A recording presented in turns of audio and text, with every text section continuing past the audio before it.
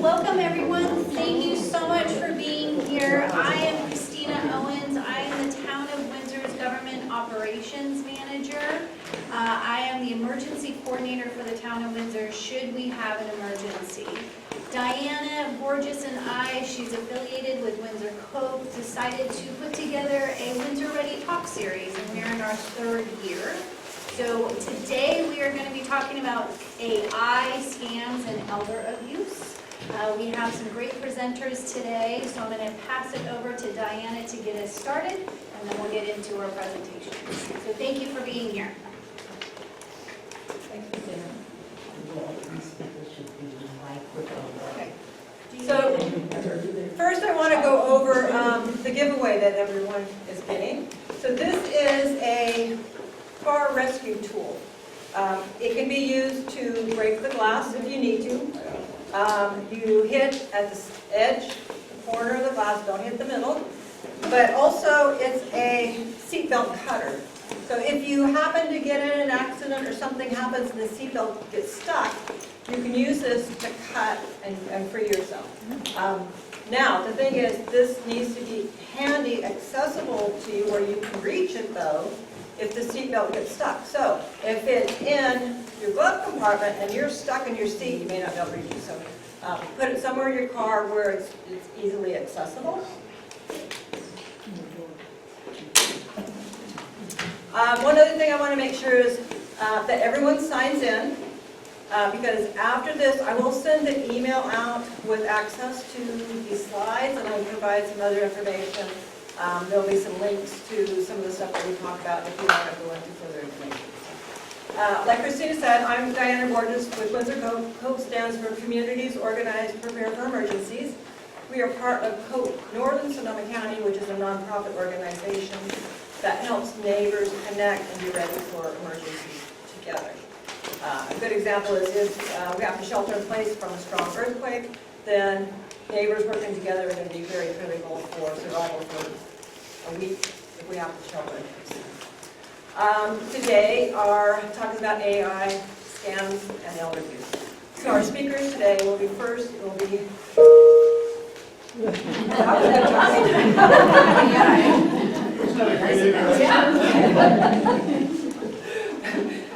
Dan Ryan, he's an IT expert with Red Rig Credit Union. Krista Barnett, who's with Senior Advocacy Services, and we'll end up with Amanda Esposi, which is our Windsor Police Community Special Officer. What is it? Service officer. Service officer. So we'll get started right now, and I'll pass it over to Dan. Hello, everybody. I just want to give a little disclaimer here. I am not representing Red Rig Credit Union. I simply work for them. The reason that I mentioned that I work for them is because there's practically no better security than for a financial institution. We are constantly fighting people that are trying to scam us, scam you if you bank with us.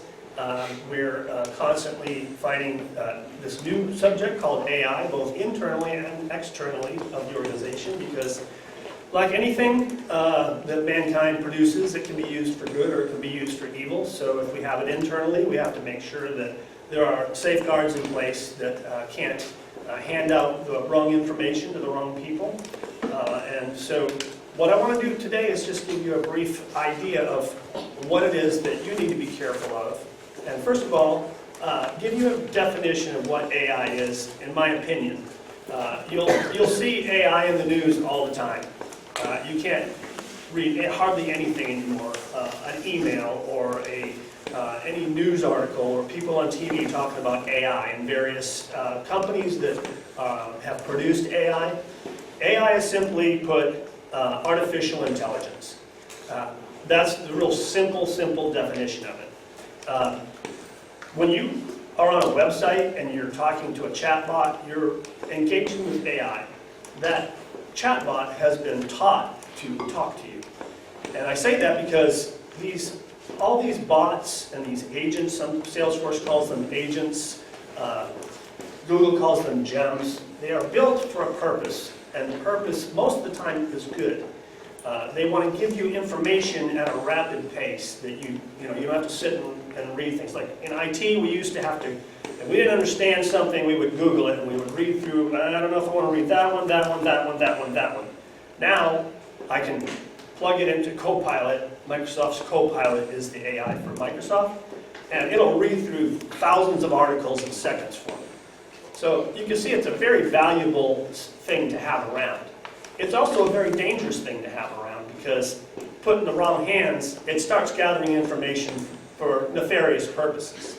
So these are just some of the things that you're going to see on the slides that we have to encounter today. And I'm going to give you a couple of tools to help mitigate some of the problems that we have with AI. When seeing and hearing is no longer believing, human ears can no longer reliably distinguish real versus synthetic voices.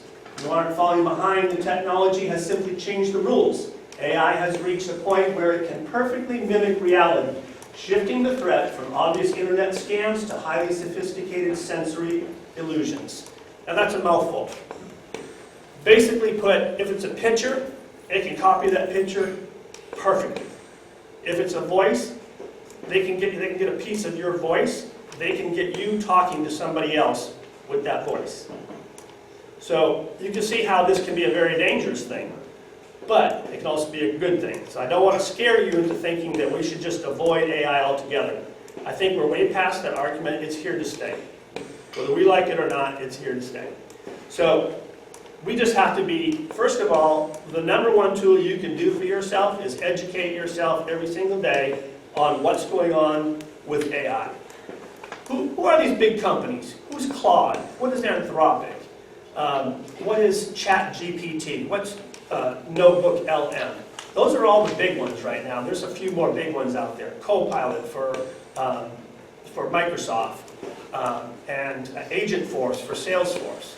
Those are all really big ones that are out there today that are helping people live a better life in some ways. They help you do your job a lot better.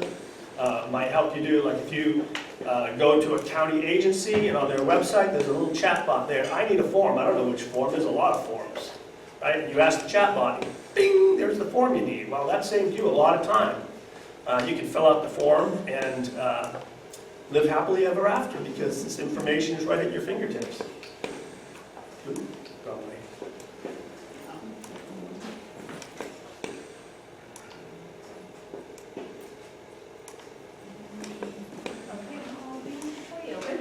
Before we move on, is everyone able to hear him? Yes? Okay, great. Okay. Just making sure. Try to be loud. Tell me if I start fading off or something, just raise your hand and say I can't hear you. Text and emails is one of the big ones. The AIs today can engage you in a text message conversation. So I get probably 10 to 20 scam calls a day. I don't know how I got on their list, just all of a sudden I scam over and over and over again. So why do we not want to engage with a phone call conversation? The phone call is actually more dangerous than text, and the reason is this. They're trying to get a sample of your voice for some reason. If you have grandkids and they get a sample of their voice, they can call you with your grandson's voice. Right? So that's why we don't want to talk on the phone to somebody we don't know. If you see something that says spam, possibly spam, let it go to voicemail. You can listen to it later if they're sincere. You can listen to the voicemail, which I kind of like because it brings me back to the 80s where if you called me, I could decide whether I wanted to talk to you or not. Yeah. Right? I didn't have to just pick up the phone and start talking immediately. I would listen to your recording and decide. So kind of keep that in mind. Don't just pick up the phone and start talking to anybody, right? Because it's just not a good thing anymore, unfortunately. The emails, those kind of things, you're going to hear more about that later, but the same kind of thing. They can now tell if you opened the email, and they can predict what the percentage is of people that will open the email based on demographics. So these AIs are just incredible at what they can do. They can reach into your emails and tell, oh, she opened that email. She really likes these curtains. And all of a sudden, you're on the web, curtains, curtains, curtains. You're on Facebook, curtains, curtains, curtains. They took your information and sold it to somebody, right? Direct marketers, right? part here I want you to really pay attention to. Urgent phone calls, right? All scammers almost always use this one technique. It's called urgency. I need you to do something right now. I need you to pick up the phone and go to your bank and give me money right now. It needs to be right now. It can't be later. That's your first clue that something's not right, when things are urgent. Because are they urgent to you? This is where you need to stop and go, let's just slow down the narrative here for a little bit, and let's think about what's being said and what's being done. All right? Robotic voices and generic automated threats. The new AI reality, exact clone voices of your loved ones or bosses sounding panic, built from short audio clips from you. They can actually get them from social media, but they're not as clean as your voice on the phone. Investment ones. This is in particular for elderly people. Why? Because you've got more money than somebody that's 20 years old. They don't go after somebody that's 20 years old. They want to get your life savings. Right? So that's why we got to be particularly careful. Shady links and obvious pop-up windows.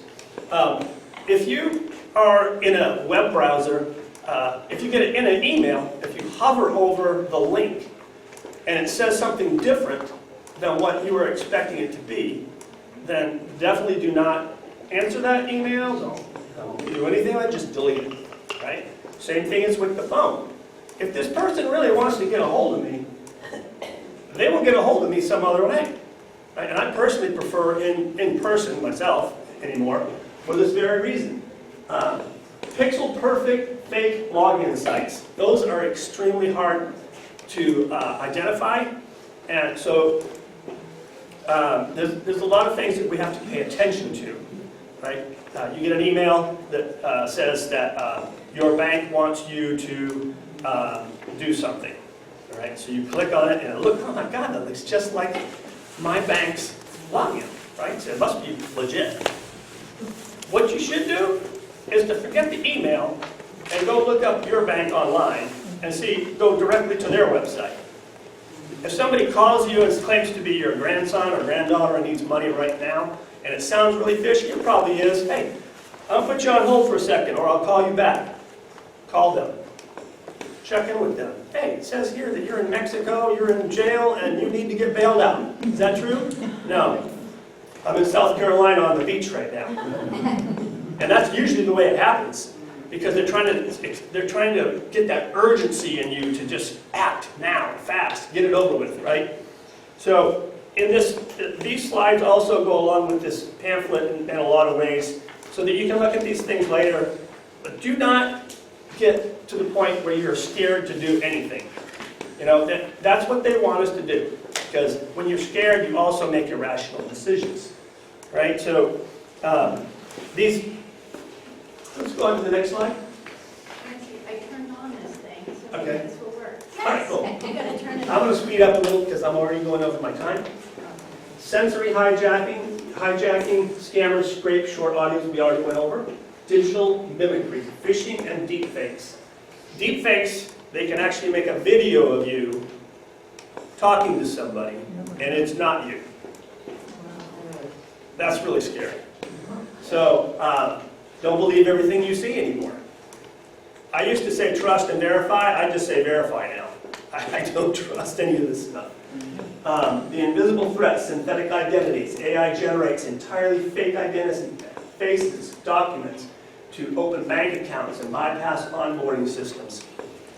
I'm going to give you the biggest tool that I can give you before I step away, and that is this. If I want to spot a liar, and these guys are all liars, right?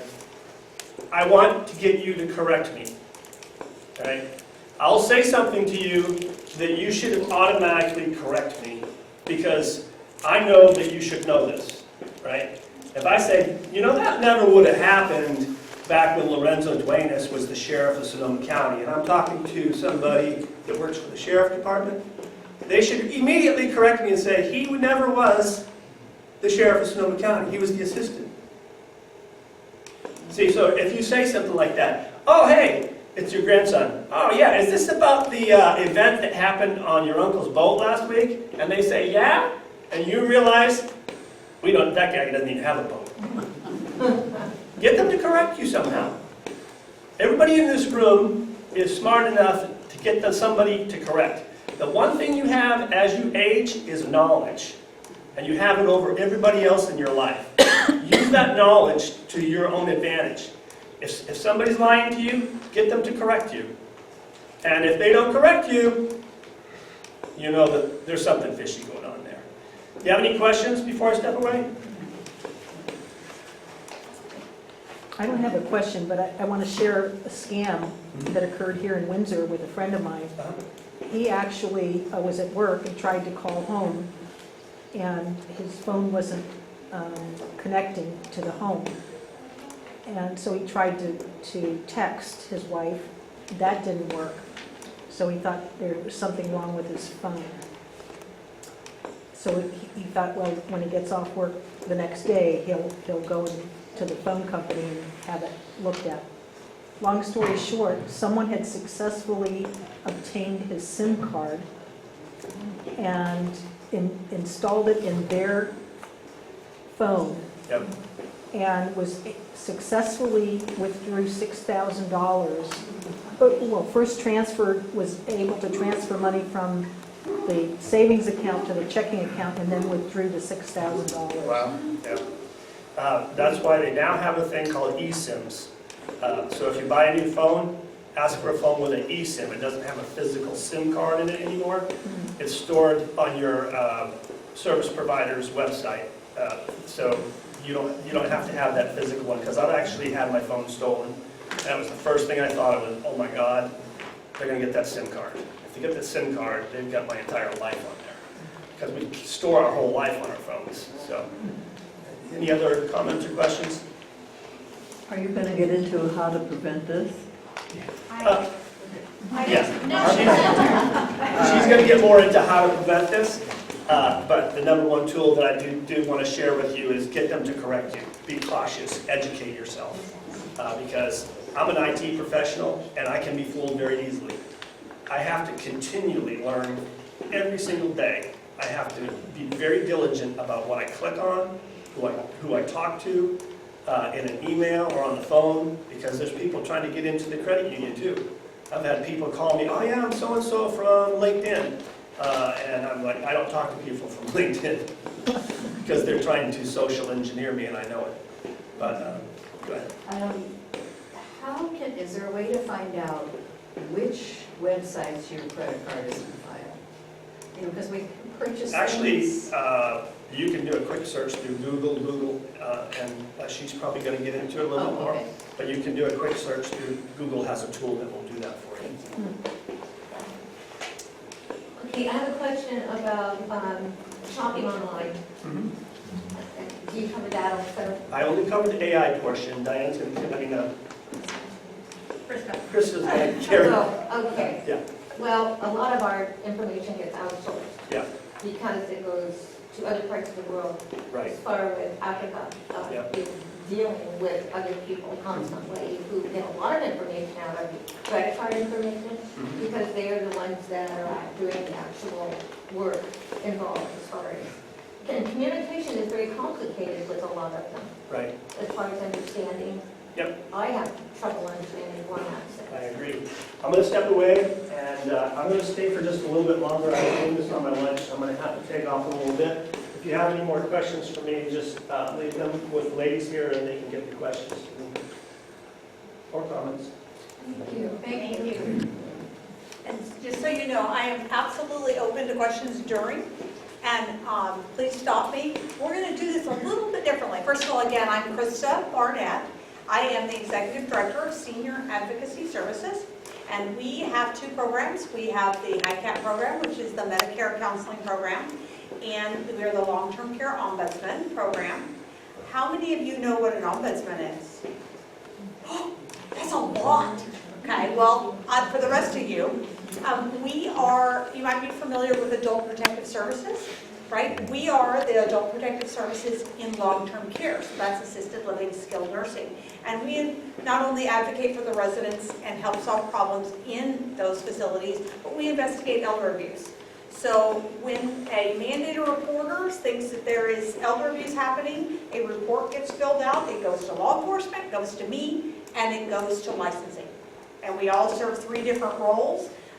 We are not finders of facts, y'all don't really care about that, that's what they do, but we help support the process. We ensure that it's actually happening. So that's kind of a little bit of my background here. I've been doing this almost 15 years, and I've seen it all. But the number one thing I see is scams, scams, scams. How often people are getting scammed and how it happens. So we're gonna have a little bit of fun, I hope, with this, because this is not really a fun subject, but let's try to keep it as light as possible.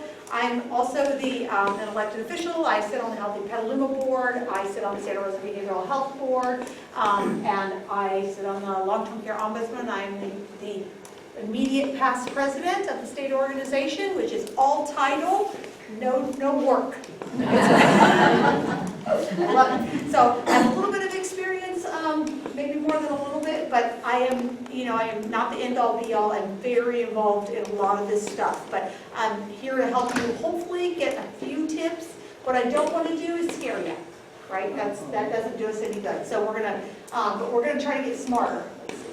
There we go. That's me. That's my organization. We're going to do types of scams.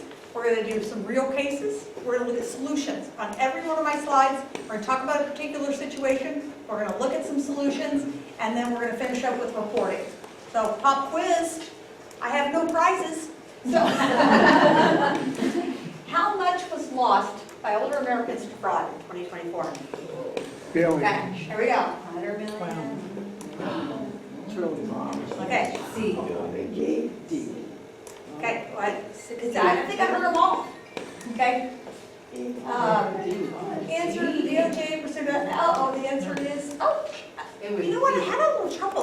Things were disappearing off my thing. It's D. And actually, that's 2024. I got a new number. I'm sorry, I thought I updated this. But it is, it does say D. The Department, and just as an example, Department of Justice had that, they pursued just some particular cases that were just really big cases. So this is the key related to that. What percentage of elder fraud abuse cases are reported? 10. Number A. Yeah. It's actually A, only 1 in 10 cases. So do the math on that. If it's $1 billion, it's actually 10 times $1 billion, which I already know how much that is, 10 billion, right? So people are not reporting. People don't report this information. In fairness, if you guys get scammed by someone in Malaysia, I love our law enforcement.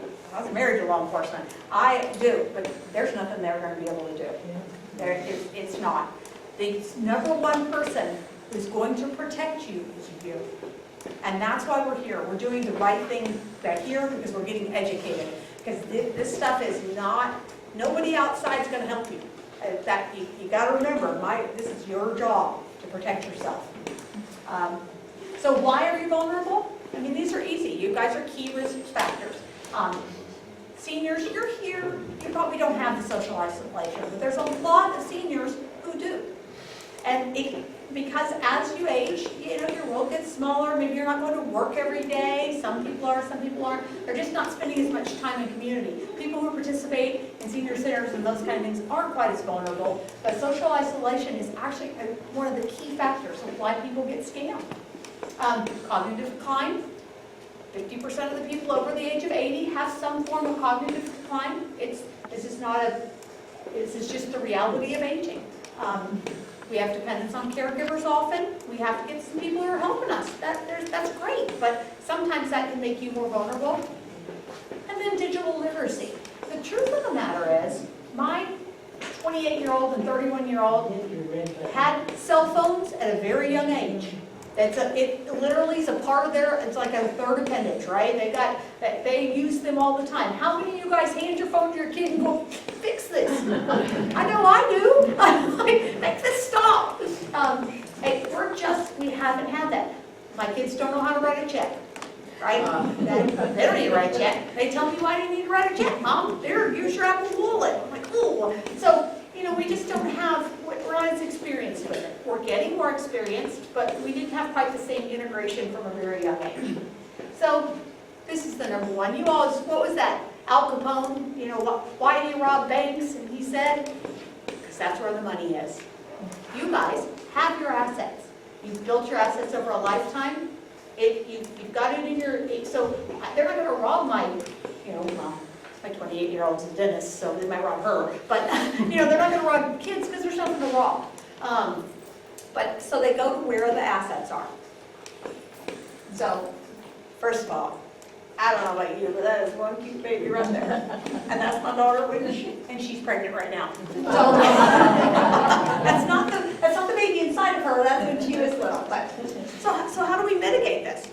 Absolutely, the first thing you can do is check it in with your family.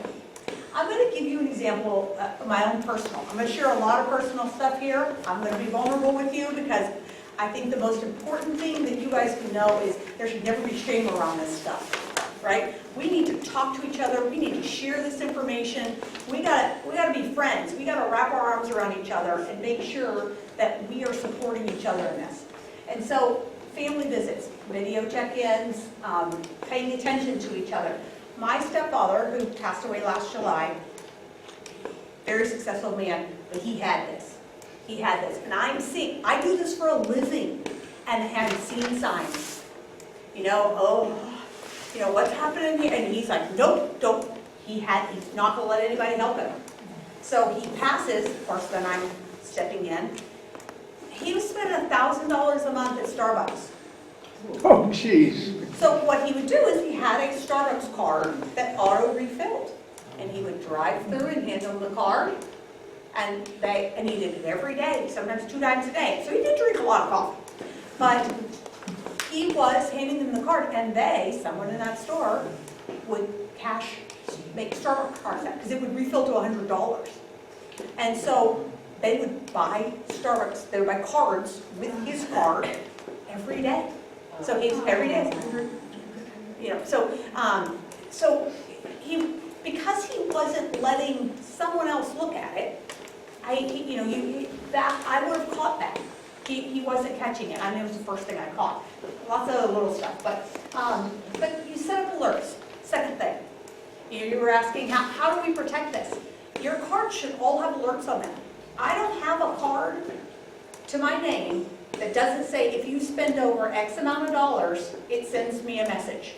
And so, actually, it's kind of a pain in the rear, to be honest, because I always spend over those limits.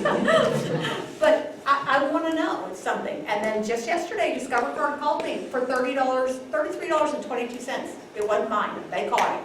They know often, but that's also a way to get scammed, so I have to be careful, but we'll come back to that. But make sure your cards are all set up with alerts. They need to be set up so that it warns you before somebody sends those things and starts really charging gold on you. And all you have to do is, if you're not comfortable doing it online, then you call them and say, how do I get a transaction alert on this? Go talk to your banker. They'll do transaction alerts also. So that's a really good one. Set up transaction. You're here, some digital literacy account. I don't know if you guys do those, but if you take some digital literacy classes, that can be helpful to help you kind of learn some of the ins and outs. There's ways on your iPhone right now that you can set up that basically, and this just happened in the latest upgrade, that'll screen those calls for you, finally. We have a new government program in California that'll start July 1st, and I can't teach you how to do it. Screen what calls? Scammers. Oh, Scamming calls. so Yeah, all those. I currently am, somebody's trying to give me money right now. I get 5 to 7 calls a day to somebody trying to loan me money. Those are scammers, so they do that. And then attend presentations. So that's one of the solutions to protecting yourself. Okay, I'm gonna watch my time here. What's the most common type of scam that you guys really probably should be worried about? A, B, C, A. A. oh, okay. Did I tell you about other programs called HICAP and it's Medicare counseling? B. Yay! She's my new favorite person. Yeah, actually Medicare fraud.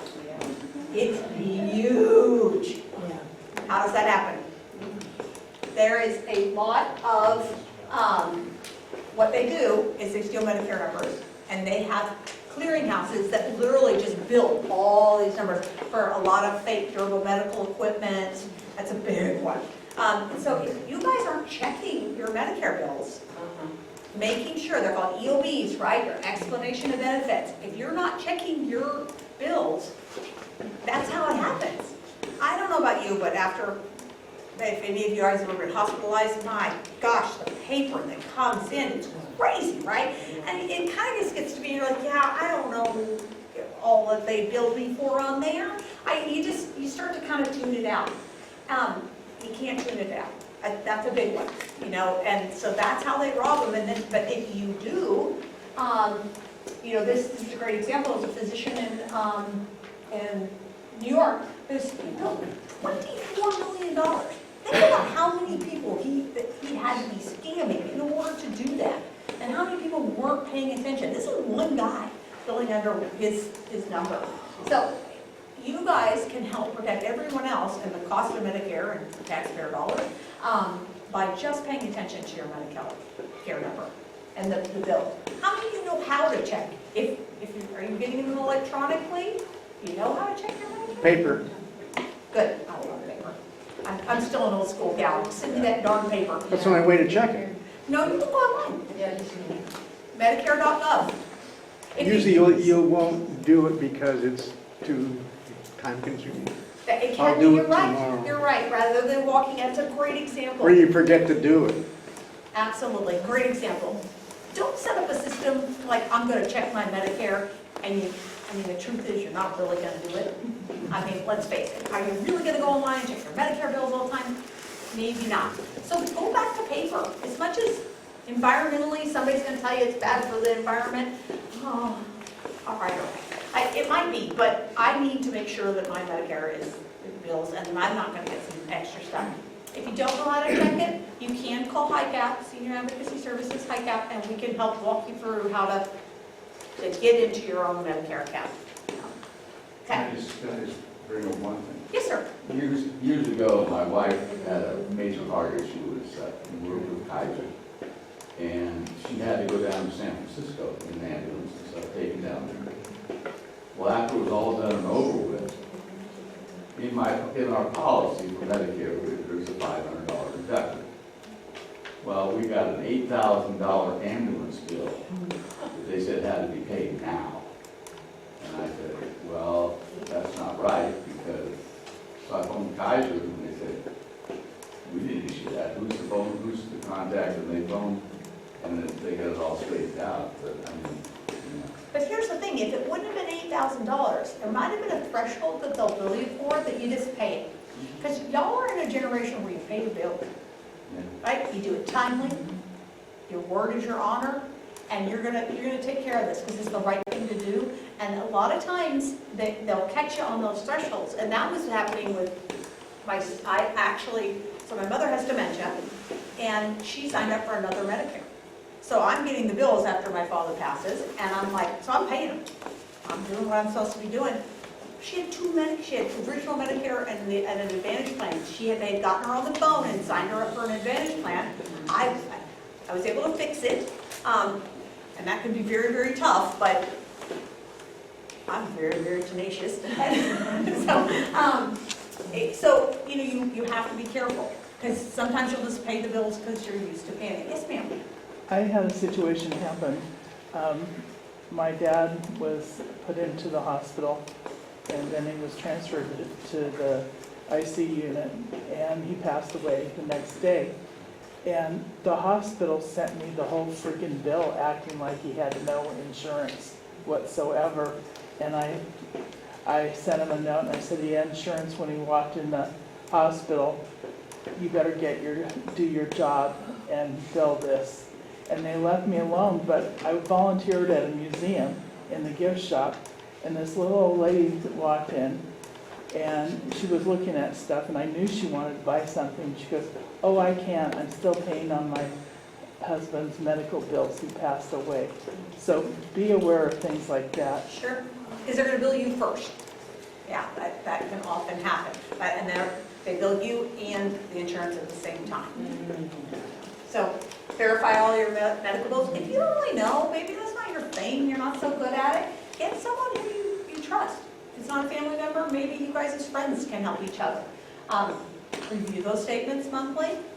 And then, remember, how many of you guys used to have your, I mean, this wasn't very long ago, that your Medicare number was your social security number? Yeah. So thankfully, that's no longer, but you still want to share your Medicare number. You gotta hold it like it's your, and like your doctor's not gonna call you and ask you your Medicare number. Your doctor already has that number. If for some reason, I mean, and they're gonna be smart. Hi, this is Dr. Levine's office. It seems I'm having a little trouble with your billing. Can you verify your Medicare number? You say, now, you can call the doctor's office back at the number that you know and say, someone just called and identified themselves as a member of your office. Do you need my Medicare number? Is there a problem? Right, but you don't call the number they give you. You don't call the number they called you from.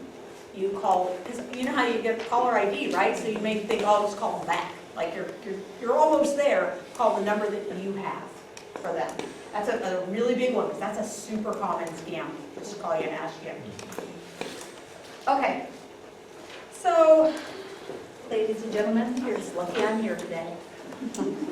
Because I got this email from Peter Jackson from the Surgeons Division. He's a surgeon doctor.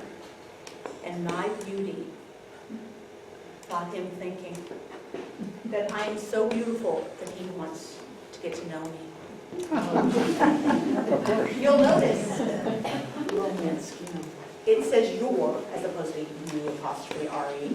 I'm a little bit of a stickler for grammar, but as my office staff said, he might have been rushing off to surgery, so really wasn't able to fix this. But I just wanted to share it with you because, you know, I'm sure he loves me, right? I mean, it was my beauty that got him. This just totally pops up in my email. We have a ton of protections. Like, I'm like CIA protected.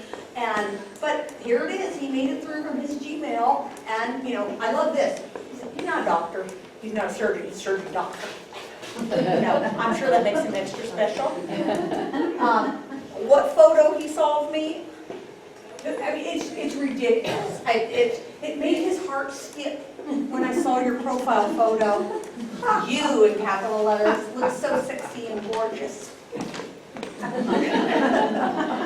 So I put it in here for the entertainment because, you know, he likes cooking and kind and everything. This stuff works, okay? They just literally send these things out in mass. I'm keeping it on my wall in case, you know, I am single. So, had I fallen in love with surgeon doctor, this just came on the 15th. We haven't quite had a chance to meet yet. Yes. I just wondered on something like that, can you notify someone about that, or does it just not do any good? There's nobody to notify, that's not a real person. I know, but someone to catch him, can you turn that in? Would it do any good to law enforcement or anything? No, great question, no. It's a random Gmail address, and, you know, he's not done anything illegal. He just reached out and he wants to talk to me. There's nothing about this that's illegal. So we always have to think about what's the crime. The crime is he's trying to get to know me. He's trying to groom me ultimately to respond to him and then engage, and then he'll ask for money, and even then, this one's tough, you guys. You can give your money away. You give your money away to someone, whether or not they tell you it's for one reason and it's not really true, there's no crime against that. And that's why these things are so tough. Because in a romance scam, and I'm going to talk about romance scams, they really do, there's nothing they can do. If I talk you into giving me all your money, she's not going to arrest me for that. Right? So you have to be the one, where how I started this, you have to protect yourselves. Right? Don't give your money away to people you don't know. Okay? So I stuck that in there for entertainment, but what do you do if you suspect Medicare fraud? Do you ignore it, you call Medicare directly, confront the suspected scammer, or do you shred all your medical records? B. Good audience. Yeah, you report to 1-800-MEDICARE very immediately. That's really important because they're actually the ones on Medicare that something will happen. They can do a lot behind the scenes because they can shut down any of the payer sources. Like they're the ones who are paying it, right? So that's the difference between reporting to law enforcement. They don't have any mechanism for not paying this doctor. Medicare needs to say, you need to tell them this is not mine, and they'll open an investigation and all the things. So this is another one I put in. I thought this was really good. A whole bunch of people got this all at the same time. It's Superior Court of California. It's a parking violation. It even has a QR code on there, which I did not click on. I really, really wanted to because I wanted to see what it was. But it's got that, first of all, actually I was in Los Angeles not that long ago, but you know, failure to act. This is scary stuff. I'm like, oh no. If it happened to be in an area, but this just came out of the clear blue sky, it's completely fake. The whole thing is fake, right? So you don't respond to these things. If you didn't get a parking ticket, you know, there's ways to follow around, but enforcement action initiated. So what they've done is what our earlier person said, they completely cloned something and then stuck their own QR code in there. I kind of wanted to call that phone number too. It's so hard for me, but I didn't, but I wanted to. They've got Paul Lopez signing in, so, you know, be careful when you see stuff. Yes, ma'am? I've been getting emails saying I owe toll. I don't go anywhere that usually. The fast track scam was really big about a year ago. A Am I lot of getting times. now? Yeah, and that's okay, but that's the thing, you logically went, yeah, and, I mean, I actually had a situation where my fast track was getting used, but I had sold the car and I took the fast track out and I thought that closed the account. Like I thought they couldn't charge, but it was tied to my license plate. And I hadn't undone my license plate from my fast track on that car. That was, and that person apparently was probably using the car for, this is a Mercedes, and was taking it back and forth to the airport, because they were going back and forth like twice a day. So, you know, there was a ton of tolls. So I got some of it removed, but it was actually, I had to pay some of it because that was my fault. So it's those little stuff that you can get caught. Okay. The problem, power of attorney scams. How many of you guys have your trust documents in order? You feel good about it? Okay. Everybody? Okay. If you don't have a power of attorney for finance and for healthcare, please, go get somebody to do that. You can go to, there's legal aid. If you're like, I don't have anything, you do. You have stuff. Please don't put that on your family to be able to have to figure it out. You also are like, I'm going to get to it, when, right? There's no better time than today. You need to have someone who's a trusted person. Now the key here is, you might have done your documents a while ago. I encourage you all to go home and look at them and talk to a trust attorney, because if you did them 10 years ago, trust laws have changed.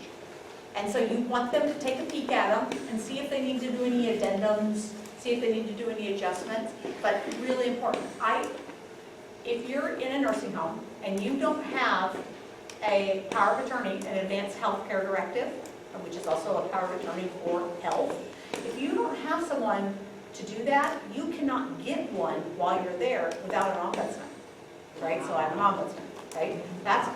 I cannot tell you how many people. These are seniors that are, you know, have spent a lifetime. I have to do that, my staff has to do that. We're not funded for that. So it's a state of California law, but they tell us we have to go help with this. You can't get it without me, but they don't fund us to do it. So I have a little agency. We only have 5 ombudsmen, right, for the whole county, you know. And so just do it before, I swear, before you step in that door, it's the easiest thing in the world to do. You sign it, you have 2 other people sign it, boom, it's done. It doesn't need an attorney, it doesn't need anything. It doesn't need a notary, at least probably the power of attorney for health. Finance is different, but I can spend all day telling you stories about powers of attorney who steal the money from the person that you have, and it's family members. I have a case a week of this, and it's really tough. It's tough to prosecute. It's tough to, but we've got a great DA. I love our DA. Carla Rodriguez is great, but it is really, really tough. And as I mentioned, I love law enforcement. Often they'll say it's a civil action. Sorry, I'm going to say this, but it is not a civil action. It's criminal. Don't let them tell you that. So if your power of attorney is stealing your money, it is absolutely a criminal action, and they can be held accountable for, or held liable for financial overuse. But pay attention. Where do you get the form for them to sign? For a power of attorney for health, Uh-huh. you just literally can get them offline. It's the easiest thing in the world. Okay. So at the end, Diana will be emailing you the presentations, and if there's links to forms, we will include those for you as well, if you want to have them for our file. Make sure it's someone, and I'm just going to tell you this from a personal perspective, okay, because this is where I work, right? I see this. Make sure you have that talk with who you have that you're assigning to make those healthcare decisions for you. Oftentimes in relationships, we'll have our loved one, like our husband or our wife, and maybe that's not the time for them to be making decisions for you. Maybe you should have your best friend or your somebody in your life, because a wife or a spouse is deeply involved and emotional and they're losing. Not that your best friend isn't, but if that person needs to decide whether or not to end life continuing things, do you want your wife to have to do that? Or your husband to have to do that? Maybe not. Maybe you want to think about, let's let them. We joke all the time with my father, who actually passed away. He used to say, I can't have Krista do it because she's going to go in, I'm going to have a cold and she's going to unplug me. And so, all right, we stand on the cord. We used to tease all the time. But, we kept it light in the family because that's a really tough time, right? We all know how hard that is. But so think about who it is that you want in your life. And maybe when you filled those documents out 10 years ago, it's changed. Maybe the kid that you decided who you thought was going to do it's in a different life place. Think about that. Think about maybe now it might be better to have someone else do it. You can also hire a fiduciary and align a fiduciary and have them do it. That takes it out of the family. I always think that's a great idea. I have a question. Yes, ma'am. But if you have a DNR on file that says, you've already said I don't, want machines or anything, so then you don't need family to step in, right? Theoretically, it's very rarely that clear. There's, do we do a feeding tube? Do we do they're kind of in a transitioning phase. Do you want a feeding tube? There's decisions that have to be made before, I have a heart attack. Oh, I'm not going to hook you up. Those are clear, but there's a big phase before that can often happen. That just requires somebody who maybe not as emotionally tied. I'll give you the example of my grandmother. My grandmother was passing. She was. And they said, we can do a kidney dialysis. Of course we do it. There's no reason why we did that. I know that now because of my work, but then we're like, okay, you do those things. And had somebody who knew she didn't want that. So, make sure you just give that some thought. Really pay attention to who it is and have the conversation. I'm actually, so the person I keep talking about is my dad, who's actually my stepdad. My dad, he wants me instead of his wife because his wife can't even talk about it. She starts to cry. And so, make sure you give it some real deep, touch your heart and say, okay, this is not maybe that. And it's not about them being bad or good. It's just about making sure the right person is reflecting your wishes. So limited power of control instead of full control, that can be a part of how to protect your finances. You have two trusted people. So my stepbrother and I both take care of my mom. So we're both watching each other. We don't need to watch each other. We're fine. But that's the way to do it. Don't just have one person in charge. Have shared. That's a really great way. Set up your fraud alerts. I mentioned that before. How many of you guys have identity theft protection? Every one of you in this room, highly recommend it. So one of the things that's really easy to do, if a scammer gets a hold of just a little bit of information, they can take out credit in your name. So all of you should freeze your credit. So tell me what freezing your credit means. Yeah, nobody can apply for credit under your name. Exactly. People think when you freeze your credit, that means you can't use your credit cards. That's not true. No, you can use your credit card. You just can't get new credit. Exactly. It is so A new easy. card. Yes, it's so easy to freeze your credit. So if you do a identity theft protection, that can help you, so it insures you against it. You can also call your credit report and go in there and freeze your credit with all three of them, Experian, the three. And you want to do that. Everybody I know has their credit frozen for that very reason. Now you say, well, yeah, but now I want to open a new credit card. Or I want to buy a car, so I want to get credit to buy that car. All you do is call them and reopen it. You buy the car, they check your credit, and then you close it again. If your credit is not frozen, you're not protecting yourself. That is your absolute number one thing you can do to protect yourself, because they can't take out credit in your name. So one of the things that happens, they call it pig butchering now, because it's a term, it's like, ugh, right? Pig butchering is now a term of, well, so first of all, when you butcher a pig, you take it all, right? I don't know how many y'all are country or anything, but when you butcher a pig, they say there's nothing left but the oink, because you use every bit of that pig. They're using it in a scamming term because when these people are going after you, they don't take everything, and then they get you to take out credit and get stuff, and get money for them. I mean, they will take you lock, stock, and barrel and leave you homeless. And so they're calling it pig butchering because they get you to do everything. So if you start there, you're going to be protected. That's people willingly. Am I running out of time? Oh, okay, fast. Power of attorney, this, thank you. No, I wasn't even paying attention. I was just getting so excited to tell y'all. Trust with power of attorney, D's no one, all of those. Trusted professional and close oversight. Yeah, so you can take a little time. Okay. Scammers, we talked about the romance scams. I gave you my example. I should do that slide after this. I have a guy in a nursing home right now who he literally is wheelchair bound and wheels himself to the bank to get his girlfriend money. His girlfriend, she's a director and an attorney and a producer. And I had a lovely female officer go talk to him because I thought, well, at least if it's a girl, right, maybe that'll help convince him that this, because the bank teller's telling him, no, you shouldn't take this money out, you shouldn't send it to her, and he's not to be convinced. So they really but that girl calls him every day, multiple times a day. Oh. Yeah, she's giving him attention, so he doesn't mind giving it to her. So there's $500,000, these are all starting cases. So don't send money. We talked about this earlier, to anyone you don't know ever, especially someone you haven't met in person.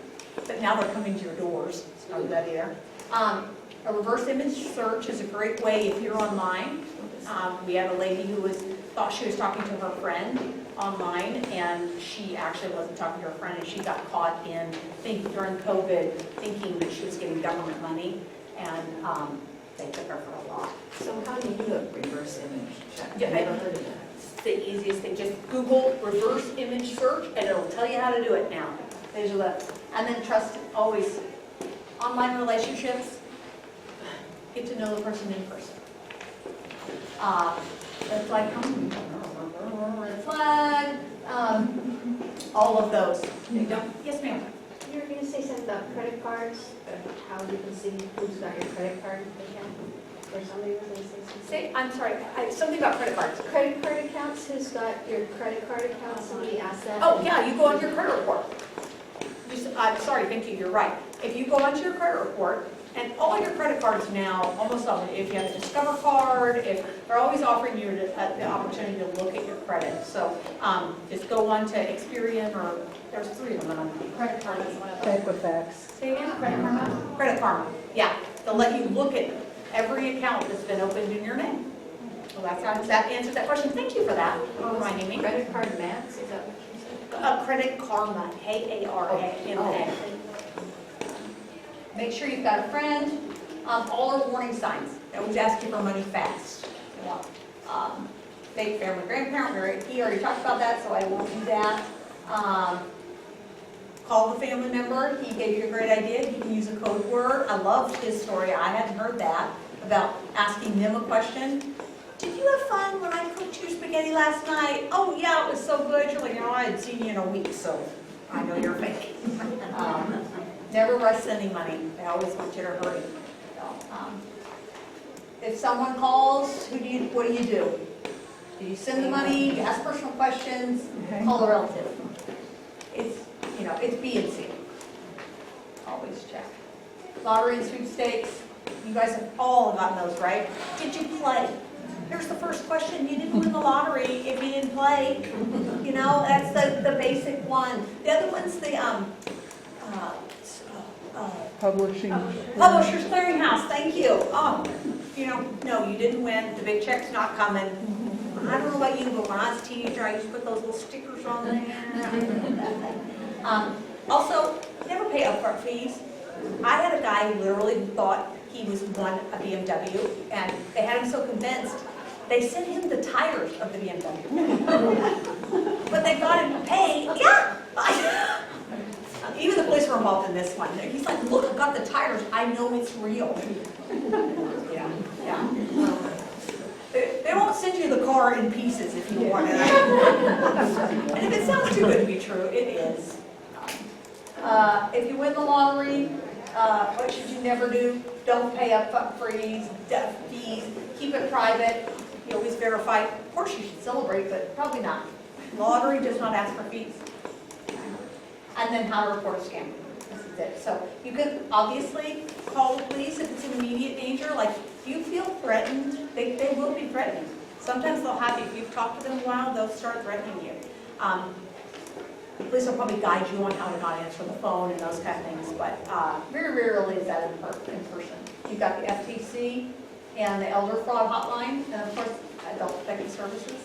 All of those are, and the Ombudsman is me down the bottom. I think that's it.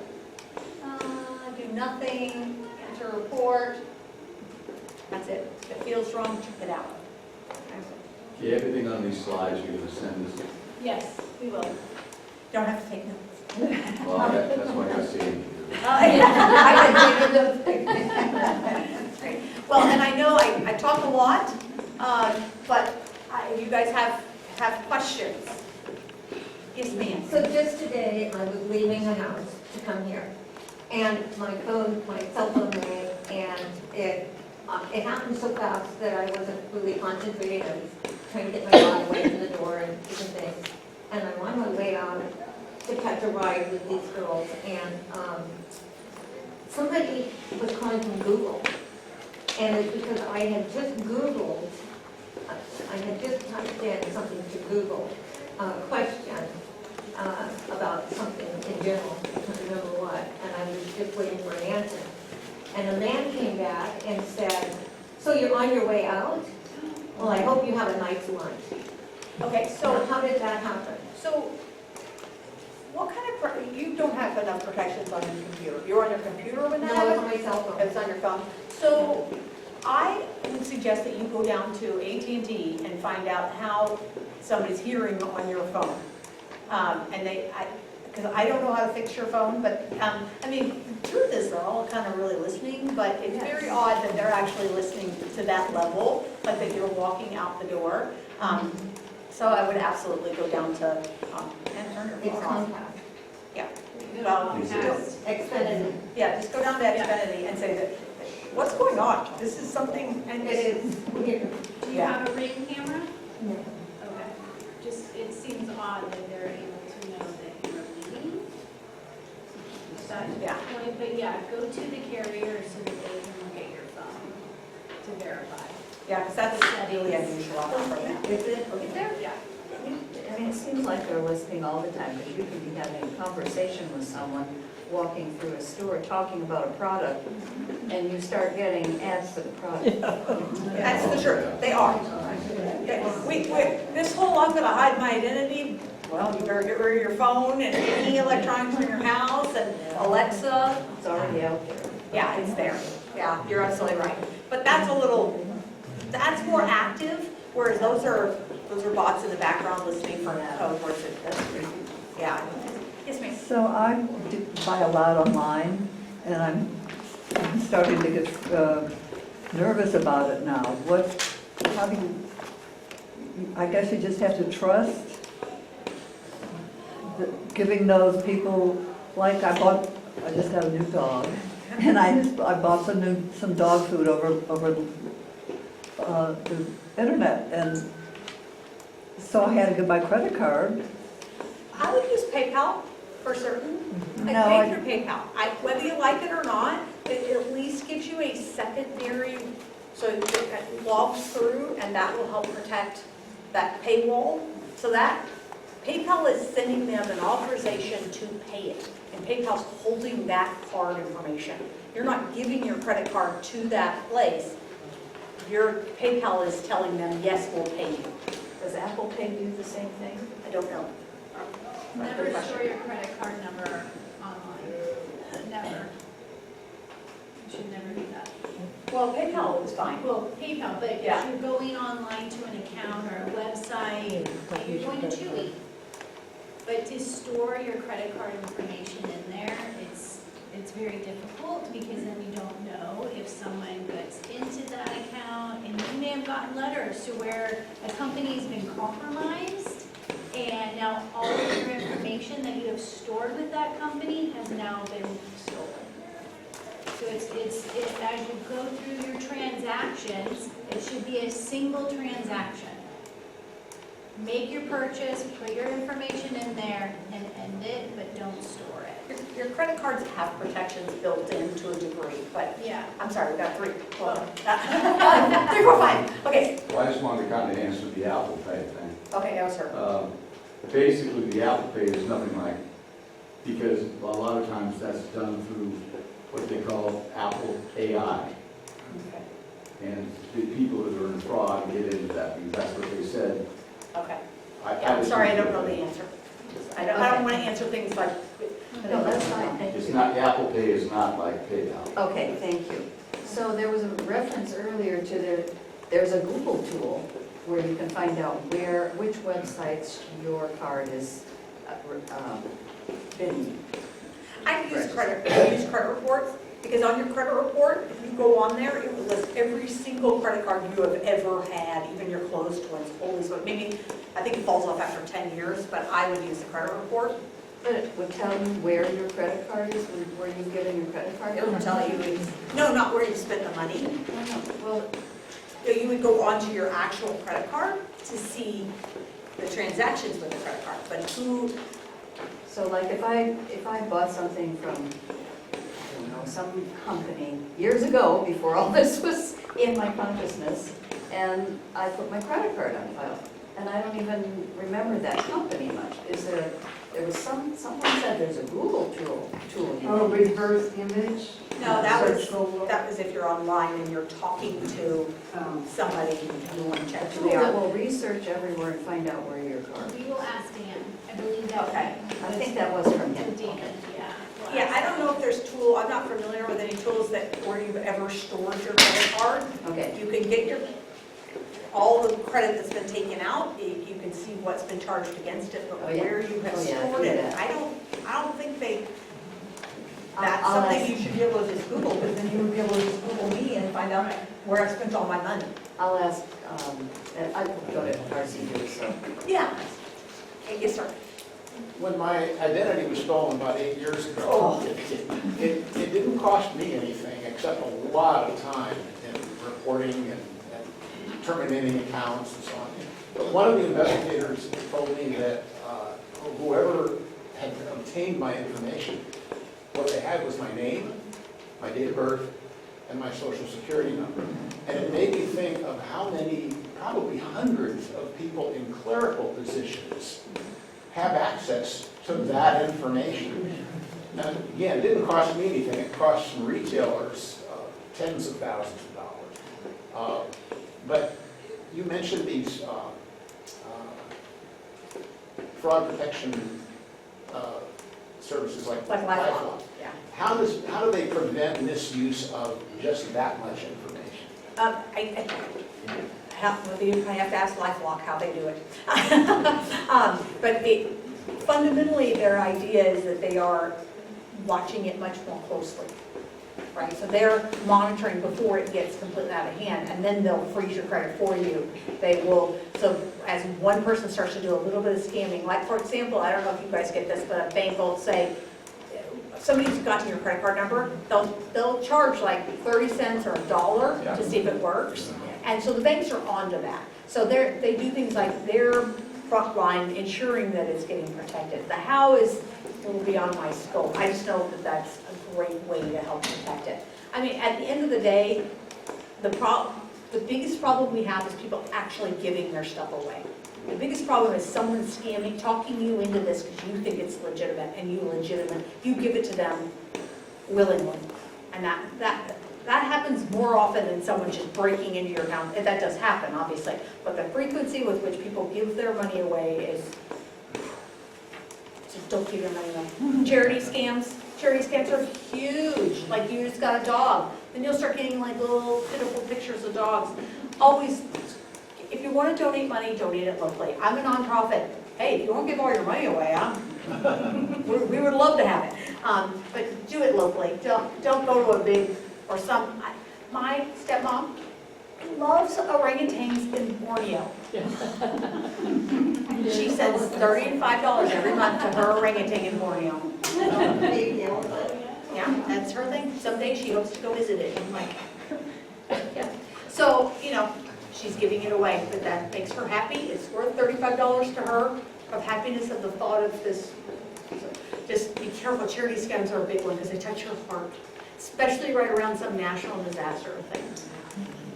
So I do want to be respectful of everyone's time. It is almost 10 minutes after 2. We still have Windsor Police to do a presentation as well. But if you're more than welcome to stay, and we can continue through this process. If you want to, yes. So we're only got maybe 10 more minutes. Okay, you go. Okay, I'm sure Caitlin. She's got the bag and gun. Oh, I do not have that. So hi, my name is Amanda. I work for the Windsor Police Department. I just took over the role as the community service officer. I was working in the office as the admin for the past about 3 years. So if you've called, I have most likely answered. I just wanted to kind of tell you guys a little bit about what we're seeing more frequently at the police department and the common scams that we're getting calls with all the time. I get calls probably 3 or 4 times a day of people in fear of themselves being scammed. The number one that I would say we're happening right now would be Google creating a phone number that mimics the police department. So the common scam we're seeing now is you can go online to Google and you can create a phone number and it can mimic the police department or it can mimic somebody else's phone number and it will pop up on your caller ID and it'll say it's the Windsor Police Department and you'll pick it up because why would you not? And they'll say, hey, this is so-and-so at the Windsor Police Department. How many people do you call and tell them that you're going to arrest them? Oh, that's another one. So they'll say, this is so-and-so with the Windsor Police Department, and you have a warrant out for your arrest. And we're going to come get you if you don't go to the bank, and yada, yada, yada. So the first thing is, I tell people, I'm like, don't answer. If you have I know your immediate instinct is going to be to answer the police department, but we will leave you a voicemail telling you who we are, why we're calling, and if we need a call back. So that would be the first thing I would say. And 2, we will never call you and tell you you have a warrant out for your arrest and that we need money. Never. We will never call you and tell you that. So if you're ever in fear, call us, ask us. You can go on Google and also Google who works in the office. And so if somebody says, hey, this is Lieutenant so-and-so, Lieutenant Smith, and you call the police department and I'm like, there's nobody here that works by that name, then it's very clearly a scam. And it's very scary because I don't know how, we can't track how they're able to mimic our phone number or how they're able to do any of that. And it's very scary. So that's the biggest one that I would say that we're getting right now. Another one is that we are getting people saying, like they're working for Microsoft, and you have a service that's due on your computer, and you guys need to pay them this amount for like a renewal subscription on your Apple computer, et cetera, when you don't own a Microsoft, or you don't own an Apple computer. So they're trying to scare you into being like, oh, well, you did at one point, so you need to pay us money, when you never owned a Microsoft, or you have never owned an Apple. And so that's how people are also getting scammed. The one thing that I would say is that all of our information is public. If you Google any of our names, where we live, who we've lived with, our ages, it's all public. It is very scary, but it is very true. So if you were to Google anybody in here, our information is all online. And so if somebody calls you and it's a scam and they say, hey, is this Amanda? No. Because they want you to confirm that they have the correct person. They say, hey, do you live in Santa Rosa? No. Because they want you to confirm your name, where you live, your birthday, anything that they can get you to confirm to make sure that they know that it is actually you. And then they'll start, well, you guys need to do this immediately to figure out how to scam you. And it's very scary. So that's why I don't engage. I hang up, or I just don't answer, because if it's important, they'll leave a voicemail. But calling the police department, it's very limited to what we can do if you get a phone call from somebody and it's a scam. If you're ever in fear, or if you're ever not sure how to block the phone number, or if you're ever not sure if it's real, come in, call us. I will gladly, I can't tell you how many people I have helped block people's phone numbers, and they have come into the police department on phone one time where she was being scammed. Somebody was calling her saying that you need to go to the bank, you need to do this, you need to give me $5,000 right now, or we're going to arrest you. And so she came down to the police department, she handed me her phone, and I was like, what? Windsor Police Department? And they hung up, because they were like, oh no, she went to the actual police. And so they try and do anything that they can to scare you, but please, if you ever have any questions, give us a call. I am here to help you in the best ways that I can. Deputies are also very helpful. They can help you file a report, even if we can't track down who is doing it and how they're doing it. You can still get a police report, so you can hopefully go through and get your money back from your bank or wherever your money has come from, because that would be the one thing, like, at least you have it documented. Even if we can't find out where their IP address is or where they're coming from, calling the police and filing the police report still protects you and is able to help you get your money back to the best ability. Bitcoin? You know about Bitcoin? I don't, we don't have any Bitcoins. But do not use Bitcoin. That's the hot one right now. Is it? It is. Oh my gosh, it'll transfer. They used to go to the Bitcoin machines, but California got some law that's helping protect against that. But do not transact in Bitcoin. Mm-hmm. Just say no, no matter Yep. what. I know people are going to tell you you can make a whole lot of money off Bitcoin. Mm-hmm. If you want to give your money away, I can tell you all about Bitcoins, but do not do Bitcoin. That's the other thing. We haven't gotten any of the Bitcoin ones. The other ones we've gotten are the graveyard People are ones. smart. Yeah.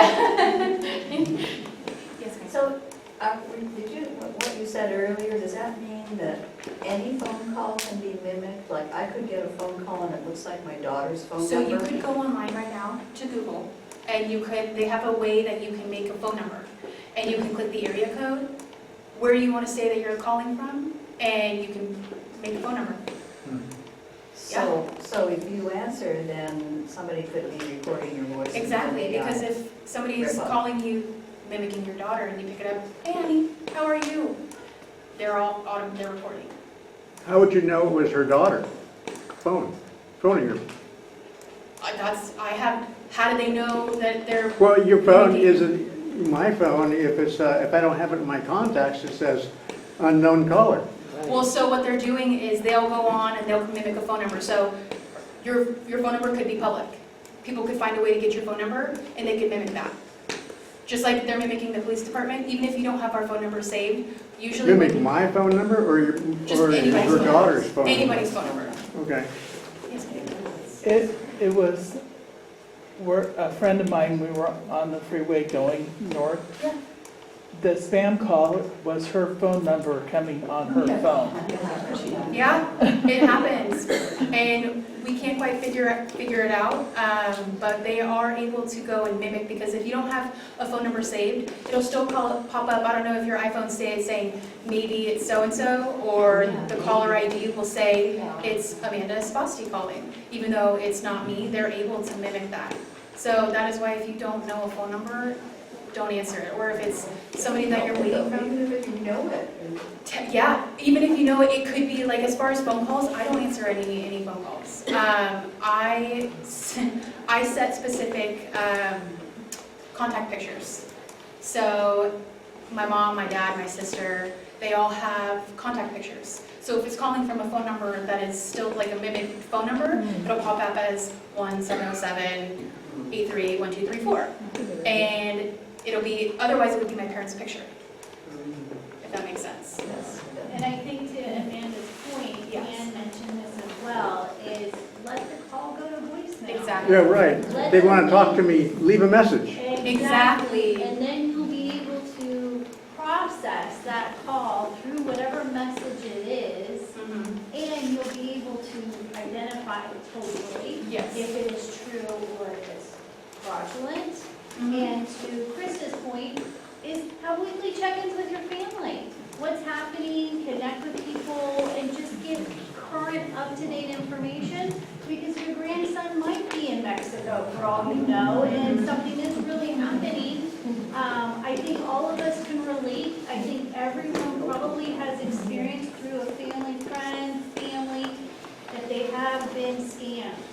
I know 5 people that have been scammed at certain levels, and it's very scary. It is very scary. But that is the number one thing that I would say is just, if a scam call is coming, let it go to voicemail. If it's important, they'll leave a voicemail. If it's possibly somebody that you think you know, just shoot them a text message. Or if you're meeting up with them and you know that you're going to see them tomorrow, just say, hey, did you call me yesterday? Because they'll be like, yes, I did. You didn't answer me. That was rude. And then you could be like, oh, okay, well, I thought it could have been a scam. So, that is, yes. Mine was a little bit different. We got scammed.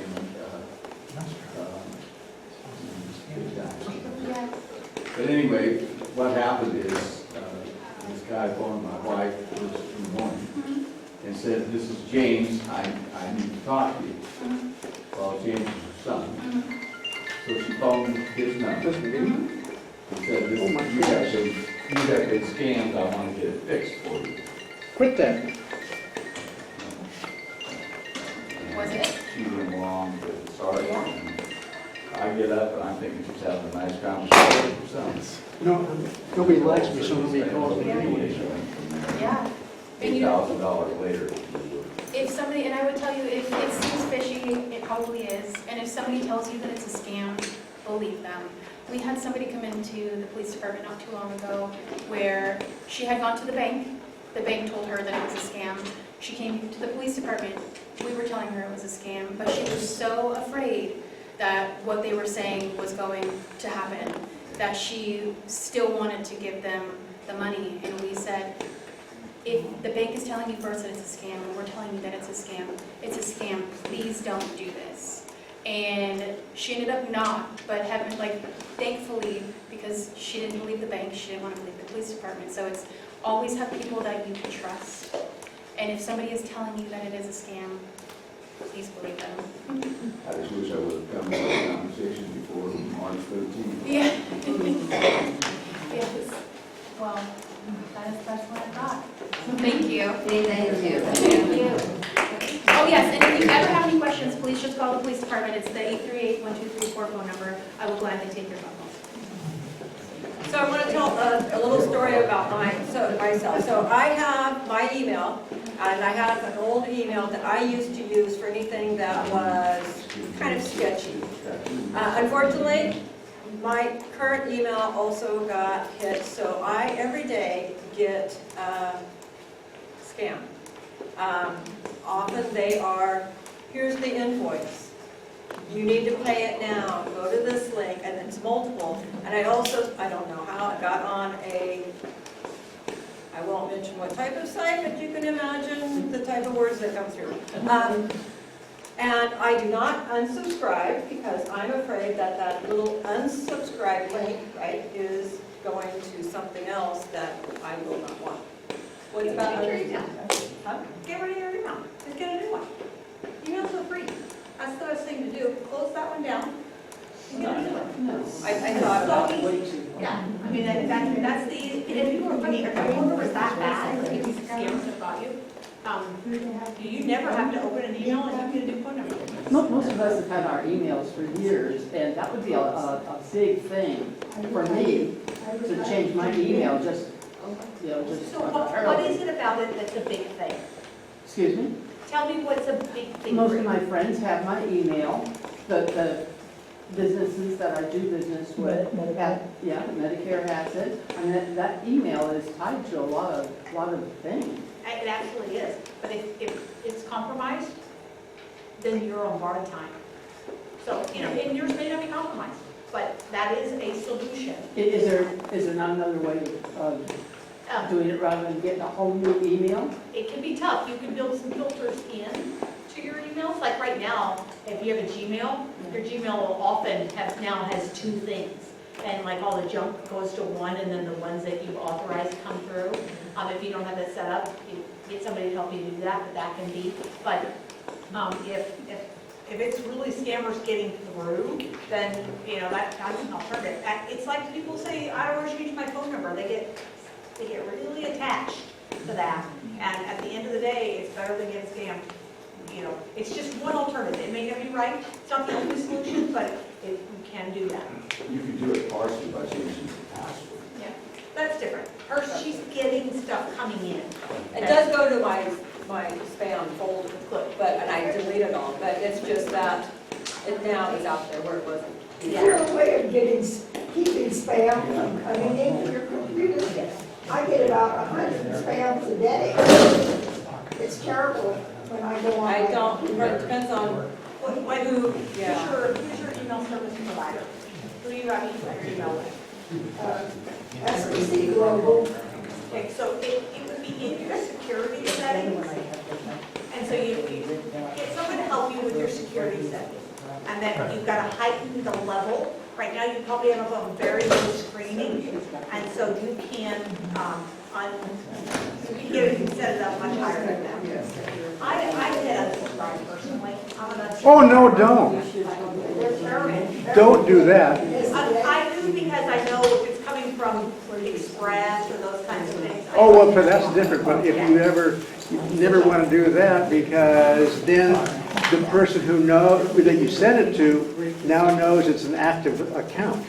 And so then they can sell that to everybody else, and so you get even more, unless you like emails. Nobody emails me, so I like it. Okay, so I want to go through real quick, just a quick summary.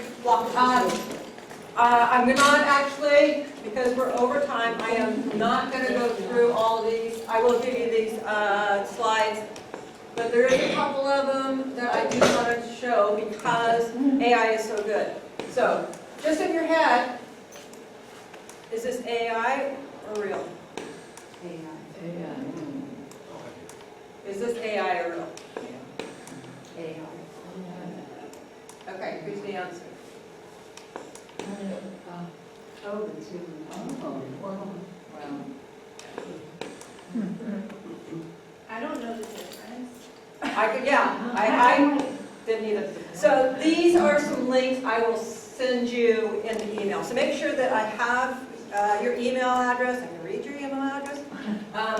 And you can have those and you can go check them out to get on different lists.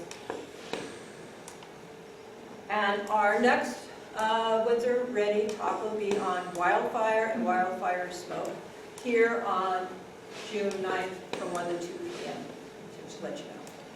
And I will have you on my email list, so I'll send you the flyer so you are notified of when that's happening. So any questions?